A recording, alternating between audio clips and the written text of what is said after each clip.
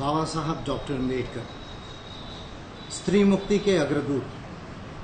भारत में पहली बार Simon commission के समक्ष 1928-29 में ये कहने वाले कि भारत में यदि सही मायने में प्रातिनिधिक सरकार बनानी है तो पुरुषों के बराबर बराबर महिलाओं को भी मत देने का अधिकार होना चाहिए। विद हो कि 1929 में ब्रिटेन में महिलाओं को मत देने का अधिकार पहली बार प्राप्त हुआ। यूरोप में 300 साल तक महिलाओं को वोटिंग राइट के लिए संघर्ष करना पड़ा,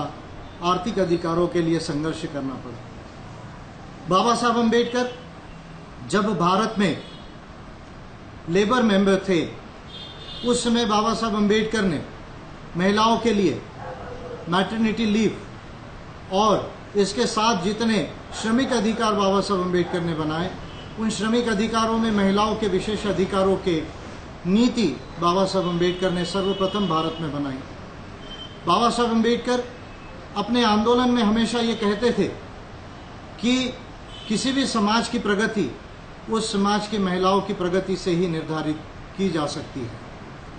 भारत का महान संविधान, पहला लोकतांत्रिक संविधान भारत के 10,000 साल के सभ्यता में जब बना तब बाबा साहब अम्बेडकर ने महिलाओं को पुरुषों के बराबर नागरिकत्व का अधिकार दिया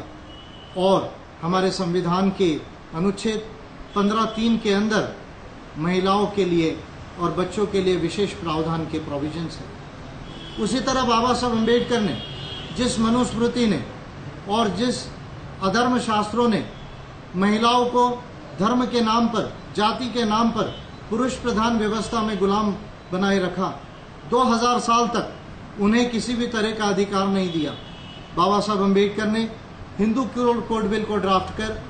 महिलाओं को अपने माता पिता के संपत्ति में समान अधिकार, विवाह करने का अधिकार, विधवा होने के बावजूद पुनर्विवाह का अधिकार और उसी तरह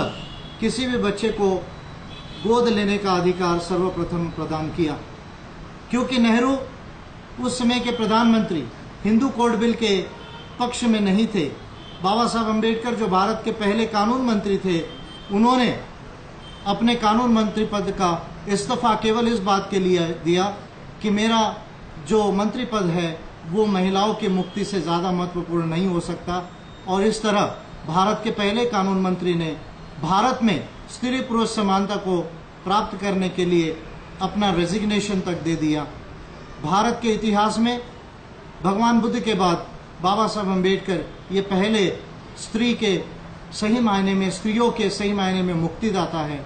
आओ आज संयुक्त राष्ट्र जो प्लानेट 50-50 2030 तक जो संयुक्त राष्ट्र ने जो एजेंडा घोषित किया है, मैं समझता हूँ कि बाबा साहब अम्बेडकर के